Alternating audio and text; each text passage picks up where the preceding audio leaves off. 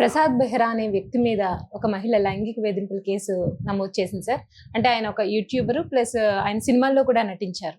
So అసలు దీన్ని ఎలా తీసుకోవాలి సార్? ప్రసాద్ బెహ్రా అనేది సైలెంట్ గా జరిగింది. సడన్ గా న్యూస్ వచ్చింది. ప్రసాద్ బెహ్రా అనే అబ్బాయి ఎప్పటి నుంచో యూట్యూబ్ వెబ్ సిరీస్ చాలా పాపులర్ అబ్బాయి. ఎక్కువగా కామెడీ వెబ్ సిరీస్ లో మనకి మామూలుగా రీల్స్ చూసే వాళ్ళందరికీ ఎక్కడో చోట అతను కనిపిస్తూనే ఉంటాడు. సో ఆ అబ్బాయి ఈ మధ్య కాలంలో సినిమాల్లోకి కూడా వచ్చాడు.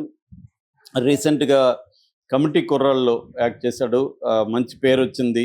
బెహ్రా అనే క్యారెక్టర్ పేరు కూడా దాంట్లో కూడా బెహ్రా పెద్దోడు అనే క్యారెక్టర్ చేసి కామెడీ వచ్చింది. దాని తర్వాత బచ్చలమల్లి అల్లరి నరేష్ రాబోయే సినిమా దాంట్లో కూడా అతను యాక్ట్ చేశాడు రీసెంట్ గా.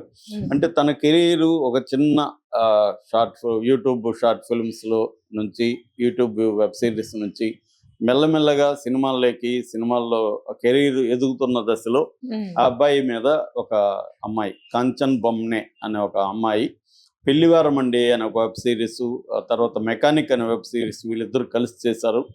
సో ఎక్కువగా వెబ్ సిరీస్ లో అమ్మాయిలు అబ్బాయిలు ఇతను కాంబినేషన్ లో ఎక్కువ సీన్లు కూడా అట్లాగే ఉంటాయి. కొద్దిగా అదేంటంటే ఒక రకమైన ఇంగ్లీష్ లో కామెడీ అంటారు, అటువంటి కామెడీ వెబ్ సిరీస్ ఎక్కువ ఉంటుంది అనమాట. సో అటువంటి దాంట్లో ఈ అబ్బాయి యాక్ట్ చేసినప్పుడు ఈ అమ్మాయిని అతను అసభ్యంగా తాకాడని, వేధింపులకి గురి చేశాడని ఈ కాంచన అనే అమ్మాయి అతని మీద జూబ్లీ హిల్స్ పోలీస్ స్టేషన్ లో కంప్లైంట్ చేసింది. జూబ్లీ హిల్స్ పోలీసులు ప్రైమా ఫేసి ఎవిడెన్స్ ఉందని చెప్పి, అంటే ఆ అమ్మాయి కొన్ని సాక్ష్యాధారాలని సబ్మిట్ చేసింది. ప్రైమా ఫేసి ఎవిడెన్స్ ఉందని చెప్పి ఎఫ్ఐఆర్ నమోదు చేశారు. ఎఫ్ఐఆర్ నమోదు చేయడంతో పాటు అరెస్ట్ చేశారు. అరెస్ట్ చేసిన తర్వాత కోర్టుకు పెట్టారు. కోర్టు రిమాండ్కి 14 days జ్యుడిషియల్ రిమాండ్కి పెట్టింది. అంటే ఇదంతా కోర్టుకు పెట్టి జ్యుడిషియల్ రిమాండ్కి పెట్టి తను జైలుకి వెళ్ళే వరకు కూడా ఈ న్యూస్ ఎక్కడ బయట రాల. మామూలుగా అయితే ఇదంతా ప్రాసెస్ తీసుకుంటది కదా, కేసు పెట్టగానే అరెస్ట్ చేయరు. కేసు పెట్టినాక ప్రాథమిక విచారణ చేస్తారు. ప్రాథమిక విచారణలో తేలాలి, ఆ అబ్బాయితో కూడా మాట్లాడతారు, ఆ అబ్బాయి వాంగ్మూలం తీసుకుంటారు. ఇవన్నీ చూసినాక మెటీరియల్ ఎవిడెన్స్, తర్వాత వాంగ్మూలాలు ఇవన్నీ తీసుకుంటారు. తీసుకున్నాక అబ్బాయిని అరెస్ట్ చేసినాక కూడా కన్ఫర్మేషన్ రిపోర్ట్ ఉంటుంది, రిమాండ్ రిపోర్ట్ కోర్టుకు పెడతారు. ఈ ప్రాసెస్ అంతా ఉంటుంది. ఇంకా డైరీ ఇవన్నీ, కేసు డైరీ ఇవన్నీ ఉంటాయి. అంటే ప్రొసీజరల్ యాక్టివిటీస్ అంతా ఉంటాయి. ఈ ప్రొసీజరల్ యాక్టివిటీ ఎప్పుడు జరిగాయి ఏంటనేది న్యూస్ రాకుండా బయటికి ఎలా మేనేజ్ అయింది అనేది ఒక అంశం. రెండోది ఆ అమ్మాయి వైపు నుంచి ఏమన్నా పోలీసుల వైపు ప్రెజర్ చేయగలిగారా? ఎందుకంటే మామూలుగా ఎవరి మీద కేసు పెట్టినప్పుడు ఇమీడియట్ గా వాళ్ళని అరెస్ట్ చేసేయడం అనేది జరగదు. మామూలుగా కొంత ప్రాథమిక విచారణ అంతా చేస్తారు. లేదు, ఆ అబ్బాయికి సంబంధించి అమ్మాయిని వేధింపులకు సంబంధించి స్ట్రాంగ్ ఎవిడెన్స్ అమ్మాయి పెట్టగలిగిందా, పోలీసులను కన్విన్స్ చేసే ఎవిడెన్స్, ఇవన్నీ బయటికి రావాల్సి ఉంది. ఏదేమైనా ఒక కెరియర్ ఇప్పుడిప్పుడే అతనిది బ్లూమ్ అవుతున్న, వికసిస్తున్న దశలో అతను అరెస్ట్ కావడం అనేది అతని కెరీర్కి ఖచ్చితంగా దెబ్బ. అయితే ఇలాంటి లైంగిక వేధింపులు ఉండవా అంటే ఖచ్చితంగా సినిమా ఇండస్ట్రీలో ఉంటాయి. అది హీరోల నుంచి ఉండొచ్చు, డైరెక్టర్ల నుంచి ఉండొచ్చు. అంటే అమ్మాయి ఇప్పుడు ఏమవుతుందంటే జనరల్గా మనకి ఒక అమ్మాయి క్యారెక్టర్ ఉంది, ఆ అమ్మాయి క్యారెక్టర్ ఫలాని ఎక్స్ అనే అమ్మాయికే ఎందుకు ఇవ్వాలి, ఎందుకంటే 50 మంది దానికి సూట్ అవుతారు, 50 మందిలో నీకే ఎందుకు ఇవ్వాలి నేను అనేది డైరెక్టర్ ప్రొడ్యూసర్ అడుగుతాడు. నీకే ఇస్తే నాకేంటి లాభం అనేది అడుగుతాడు. మామూలుగా హీరో మగవాళ్ళకి కూడా ఈ ప్రశ్న రావచ్చు కదా, మగవాళ్ళకి కూడా పర్టికులర్ వాడికే ఎందుకు ఇవ్వాలి అనుకున్నప్పుడు, ఎందుకంటే ఇప్పుడు నేను కూడా 2 సినిమాలు డైరెక్ట్ చేశాను, కొన్ని సినిమాలకు పనిచేశాను, నాకు ప్రత్యక్షంగా చూశాను. సో మగవాళ్ళకైతే ఏమవుతుందంటే ఎవరో ఒక రికమెండేషన్, లేకపోతే తనకు బాగా నచ్చేసో, లేదు కొన్ని చిన్న సినిమాలకైతే మగవాళ్ళ దగ్గర కూడా డబ్బులు కూడా తీసుకుంటారు. కొంతవరకు డబ్బులు సినిమాకి పెట్టమని డబ్బులు తీసుకునే వాళ్ళు ఉన్నారు. లేదు పర్సనల్ గా కూడా డైరెక్టర్లు, కో డైరెక్టర్లు, మేనేజర్లు వాళ్ళ దగ్గర డబ్బులు తీసుకున్న సందర్భాలు ఉన్నాయి. సో తీసుకొని వీళ్ళు ఆ అబ్బాయికి వేషం ఇవ్వడం, ఇలాంటివి కూడా సినిమా ఇండస్ట్రీలో జరుగుతాయి.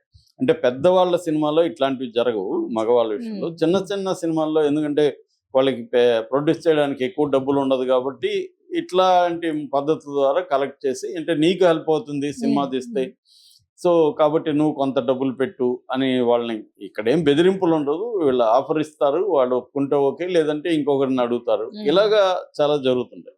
అమ్మాయిల విషయంకి వచ్చేసరికి అమ్మాయిలు డబ్బులు అడగరు. ఎందుకంటే ఎక్కువగా మేల్ డామినేటెడ్ ఫిల్మ్ ఇండస్ట్రీ కాబట్టి ఫిమేల్ డైరెక్టర్లు కానీ ఫిమేల్ ప్రొడ్యూసర్లు తక్కువ ఉంటారు. రేట్ 1% 2% కూడా లేరు అవును కాబట్టి సార్ 95 నుంచి 98% మేల్ డైరెక్టర్లు, మేల్ ప్రొడ్యూసర్లు, మేల్ మేనేజర్లు వీళ్ళే ఉంటారు కాబట్టి వీళ్ళు అమ్మాయిలకి వేషం ఇచ్చేటప్పుడు ఇవి అడుగుతుంటారు. సో నువ్వు నాతో గడిపితే నేను నీకు ఇస్తా వేషం, లేకపోతే నీకే ఎందుకు ఇవ్వాలి అని అడిగేవాళ్ళు ఉన్నారు. చాలాసార్లు నేను చూశాను. చాలాసార్లు అమ్మాయిలు వాళ్ళ తండ్రుల్ని తీసుకొస్తారు. తండ్రి బయట ఉంటాడు, కూతుర్ని లోపలికి పిలిచి ఈ కండిషన్ పెడతారు. చాలా మంది అమ్మాయిలు ఒప్పుకునే వాళ్ళు కూడా ఉంటారు. ఎందుకంటే వాళ్ళ కెరీర్ కావాలి, పోతే ఏముందిలే అని. ఇవాళ శీలం కాన్సెప్ట్ కూడా గతంలో లాగా అమ్మాయిల్లో కూడా లేదు అది. సో ఏమవుతుందిలే అనే ఇది రెండో సినిమా ఫీల్డ్కే పరిమితం కూడా కాదు. చాలా సాఫ్ట్వేర్ కంపెనీల్లో కూడా ఇలాంటివి ఉన్నాయి. బ్యాక్ డోర్ ఎంప్లాయ్మెంట్ ఉంటుంది. బ్యాక్ డోర్ ఎంప్లాయ్మెంట్లో కూడా కొంతమంది హెచ్ఆర్లో ఉండే వాళ్ళకి ఇలాంటి సంఘటనలు నాకు పర్సనల్ కూడా తెలుసు. వాళ్ళు కూడా అమ్మాయిలను అడుగుతారు, అమ్మాయిలు కూడా ఓకే చేసే అమ్మాయిలు కూడా ఉంటారు. సో ఇలాగా అంటే ఒక రకమైన క్విడ్ ప్రోకో, నేను నీకు ఫేవర్ చేస్తున్నాను, నువ్వు నాకు ఫేవర్ చేయి అని క్విడ్ ప్రోకో అనేది నడుస్తుంది. ఇక్కడ ఏంటంటే కాన్సెన్స్ ఉంటే, అంటే ఇద్దరు పరస్పర అంగీకారంతో అయితే ఇక ఎవరికి ఇబ్బంది లేదు. అంగీకారం లేనప్పుడు ఇప్పుడు ఎవరో అడిగారు, ఆ అమ్మాయి ఒప్పుకుంది, మళ్ళీ అమ్మాయి సినిమా వేషం ఇచ్చినాక చేయట్లేదు, అప్పుడు వీళ్ళు లైంగిక వేధింపులు స్టార్ట్ చేస్తారు. లేదు ఒక్కోసారి మామూలుగా అమ్మాయిని వేషంలోకి తీసుకున్నాక వీళ్ళు ట్రై చేసే క్రమంలో ఆ అమ్మాయిని లైంగికంగా ఇది చేయడం అనేది చేస్తారు. ఇక్కడ అందుకని మీటూ మూవ్మెంట్ అనేది ప్రపంచవ్యాప్తంగా, ఇది యాక్చువల్గా అమెరికాలో పుట్టింది, ఇవాళ ప్రపంచవ్యాప్తంగా ఉంది, ఇండియాలో కూడా బలంగా వచ్చింది. మీటూ మూవ్మెంట్ ఏంటంటే నువ్వు అడగచ్చు, నేను కాదన్నాను, ఇంకా అక్కడితో వదిలేయాలి. ఒక్కోసారి ఏమవుతుంది, హీరోలు ముందుగా ఇవి అడగరు. హీరోలకి ఏంటంటే మనం తర్వాత ట్రై చేసుకుందామని వాడికి ఉండొచ్చు, నేను హీరో అని. ఎక్కువగా పెద్ద సినిమాల్లో హీరోలు ఎక్కువ ఇబ్బంది పెడుతుంటారు, హీరోయిన్లను కావచ్చు, కొంతమంది నచ్చిన ఆర్టిస్టులు. ఇంకొంతమంది ఎలా చేస్తుంటారంటే డైరెక్టర్లు కానీ రైటర్లు కానీ స్క్రిప్ట్ రాసేటప్పుడే అక్కడ మేల్ క్యారెక్టర్ ఉంటే వీళ్ళ ఫిమేల్ క్యారెక్టర్ రాసుకుంటారు. ఎవరన్నా మనకి సూట్ అయ్యే వాళ్ళని పెట్టుకుంటే షూట్లో. అందుకని మనం చాలా సినిమాల్లో మీరు గమనిస్తే బ్రహ్మానందం ఇంకొకరి క్యారెక్టర్ ఒక భార్యని పెడతారు, రోల్ ఏమి ఉండదు పెద్దగా. సో ఈ పర్పస్ కోసమే స్క్రిప్ట్లోనే రాసుకునే వాళ్ళు కూడా నేను చూశాను. సో ఇలాగా రకరకాల పద్ధతులు ఇవి నడుస్తుంటాయి. ఇది అమ్మాయిలు కూడా తెలిసి చేసేవాళ్ళు ఉన్నారు. కొంతమంది అమ్మాయిలు వాళ్ళు దాని ఏమంటారు తన బయట పనిచేస్తూ సినిమాలో మనం నటిస్తే తన వ్యాపారం ఇంకంత డెవలప్ అవుతుంది. ఇక్కడే క్లయింట్లు దొరుకుతారు, రేటు కూడా సినిమాల్లో ఉంటే మనం పెంచుకోవచ్చు, కొంత పాపులారిటీ. ఈ కైండ్ ఆఫ్ వాళ్ళు కూడా విమెన్ కూడా ఉన్నారు. సో ఇదేంటంటే చాలా మందికి బయటికి అనేక విషయాలు తెలియదు కాబట్టి సింపుల్ గా very complex issue. So overall గా అయితే ఖచ్చితంగా ఇది ఎనీ మేల్ డామినెంట్ ఇండస్ట్రీలో ఉమెన్ కి లైంగిక వేధింపులు అనేవి వెరీ వెరీ కామన్. అందుకని ఇండస్ట్రీలో కొన్ని నార్మ్స్ ఉండాలి. ఇప్పుడు ఏంటంటే ప్రతి కంపెనీలో ఉమెన్ పనిచేస్తుంటే వాళ్ళకి ఒక కంప్లైంట్స్ కమిటీ ఉండాలి, దాన్ని బోర్డు ఉండాలి, ఎవరికి కంప్లైంట్ చేయాలనేది ఉండాలి, కంప్లైంట్స్ కమిటీ తీసుకోవాలి. అంటే వర్క్ ప్లేస్ హరాస్మెంట్ అంటారు, వర్క్ ప్లేస్ హరాస్మెంట్ లేకుండా ప్రతి దగ్గర ఈ పద్ధతి పాటించాలని గవర్నమెంట్ రూల్ చేసింది. కానీ నిజానికి శ్రీరెడ్డి అంశం తర్వాత ఇక్కడ కూడా తెలుగు ఇండస్ట్రీలో కూడా అలాంటిది పెట్టారు. మీటూ మూవ్మెంట్ వచ్చినాక ప్రతి సినిమా ఇండస్ట్రీలో కూడా ఉమెన్ కి ఎవరైనా వేధిస్తూ ఉంటాయి, ఎందుకంటే వాళ్ళు వీక్ గా ఉంటారు, వాళ్ళకి పొజిషన్ వీక్ గా ఉంటుంది, వీళ్ళు డామినెంట్గా ఉంటాడు. హీరో పెద్ద హీరోల్ని ఎదిరించే పరిస్థితి ఎవరికి ఉండదు, ఎవరికి ఆమె చెప్పుకోలేదు, చెప్పుకుంటే ఇంక ఇండస్ట్రీలో లేకుండా చూస్తారు.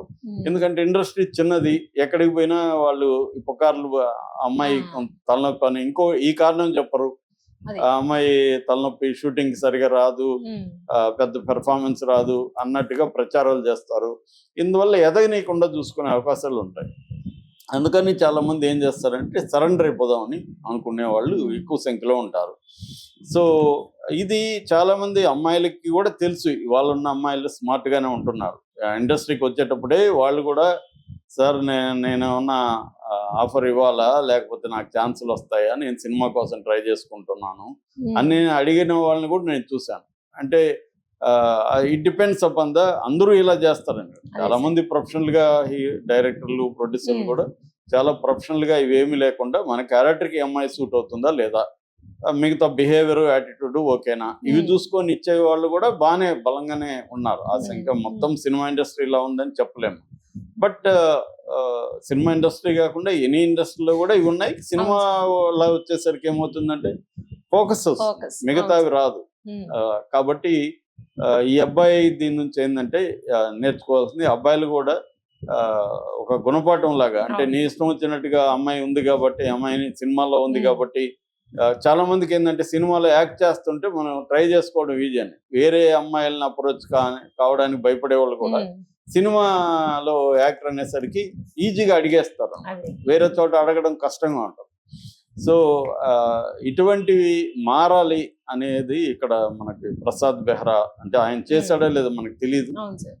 ఒక్కోసారి ఈ మధ్య ఫాల్స్ ఇవి కూడా వస్తున్నాయి. ఆల్రెడీ మనం రాజ్ తరుణ్ కావచ్చు, హర్ష సాయి కావచ్చు, జానీ మాస్టర్ ఇలాంటివి చూస్తున్నాము. ఈ ఇయర్లో చాలా వచ్చాయి ఇట్లాంటి వివాదాలు. ఇది ఆల్మోస్ట్ ఇయర్ ఎండింగ్కి వచ్చేసినప్పుడు ఈ అబ్బాయి వివాదం వచ్చింది. ఏదేమైనా జరిగిందా లేదనేది కోర్టు తేలాలి, మనం తెలిసేది కాదు. నేనేంటంటే ఇవి పాజిబుల్లా కాదనేది మాత్రం మాట్లాడుతున్నాను. ఎటువంటి పరిస్థితి ఉందని మాత్రమే నేను చెప్తున్నాను తప్ప దీని మీద నేను జడ్జిమెంట్ మనం ఇవ్వలేము.